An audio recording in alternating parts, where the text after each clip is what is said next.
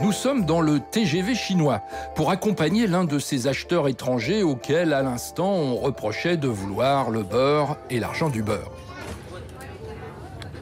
Youssef achète des cartouches d'encre recyclées pour le compte d'un grossiste français. Il a repéré un nouveau fabricant qui peut l'intéresser. Je vais valider une usine. Alors, valider, ça veut dire en fait, premièrement, je vais établir un contact avec eux. Donc, je les ai déjà rencontrés sur différentes foires. Deuxièmement, je vais voir s'ils existent vraiment. Et oui, comme on est en Chine, tout est possible, y compris que l'usine n'existe pas. Mieux vaut faire attention. Mieux vaut, je dirais, vérifier les détails de base, et un minimum de base. Savoir exactement ce que les usines chinoises ont dans le ventre est le travail de Youssef. Dans l'atmosphère de western de l'expansion économique chinoise ultra rapide, c'est une activité pour laquelle il faut avoir des nerfs très solides. Ravi de vous rencontrer. Comme il est d'usage en Chine, c'est l'usine qui vient chercher son client potentiel. Du coup, ce dernier ne sait pas vraiment où il va. Angoisse. En fait, le point un peu drôle, c'est que je ne sais pas où on est.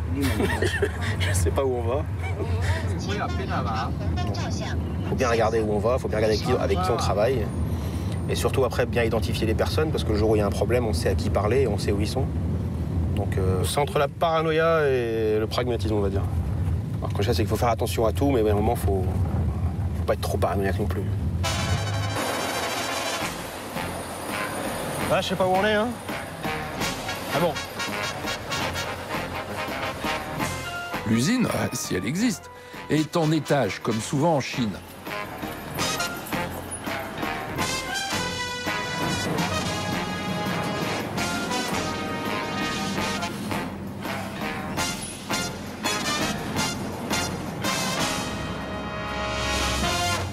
Bon, suspense alors, usine ou pas usine?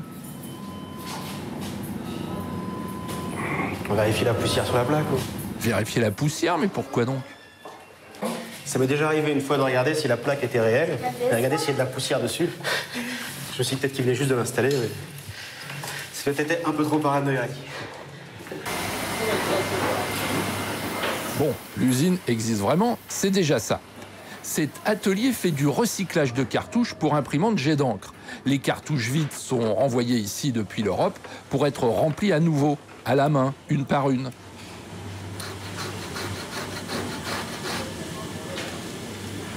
Ensuite, on leur donne un petit coup de neuf, puis on remballe le tout. Youssef teste d'abord la qualité d'impression en sortie de fabrication. Je fais exactement le même essai partout pour pouvoir comparer. Les lignes jaunes, différentes couleurs, en fait, ça permet de voir si les encres de couleur et les encres noires se mélangent bien. Si la qualité de l'encre qu'ils utilisent est bonne. On va faire comme tous les bons connaisseurs, hein.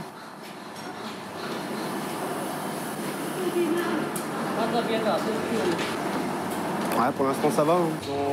À première vue, ils ont une bonne qualité. Puis, repas de midi pour négocier les prix. Youssef ne parle pas chinois et le patron de l'usine, pas un mot d'anglais. Je vais lui montrer en fait la comparaison des prix entre les différents fournisseurs. Juste pour lui donner un ordre, en fait. Ce que je fais. Comme j'ai promis à Youssef de ne pas révéler à quel prix on lui vend les cartouches, vous n'en saurez pas plus. Disons que ça n'est vraiment pas cher. Maybe first we can have lunch. Yes. Ici, il faut développer un rapport humain avant de développer un rapport commercial.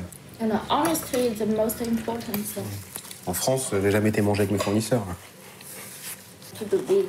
Quand il y a des problèmes de qualité, on négocie. C'est justement par ce rapport humain qu'on négocie ces petits problèmes.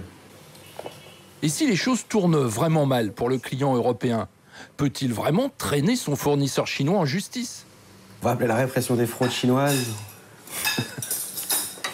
Ça vous fait rire? Ouais, parce que je vois ça comme une cause perdue. Après cela, Youssef fait passer à l'usine une sorte de mini-audit social. Le recyclage de cartouches est un travail dur et salissant. D'où un problème de conditions de travail et donc d'image de marque à gérer pour Youssef. Vous utilisez de l'eau froide sous pression qui sort de cet appareil? Oui. Vous leur donnez des gants ou pas? Quoi? Des gants? J'ai essayé avec mon fournisseur actuel de cartouches. J'ai essayé, entre guillemets, de demander d'améliorer les conditions de travail parce que dans son usine, c'est vrai qu'il y avait des problèmes de solvants. Ça, on respirait beaucoup les solvants dans l'entrepôt. Donc je lui ai demandé, je lui ai dit, est-ce qu'il est possible, je lui ai dit, juste pour ma production, de pouvoir leur fournir un équipement adéquat. Bon, c'est des trucs de base, hein, un masque simple. Bon, au début, il m'a bien fait comprendre que, vu que j'étais pas encore un gros client, j'avais pas trop mon mot à dire. Bon, j'ai pas insisté, mais c'est vrai qu'à long terme, j'aimerais bien que ce soit fait, quoi. Après, c'est d'un point de vue humain. Moi, ça me... Je sais pas, c'est des gens comme tout le monde qui travaillent.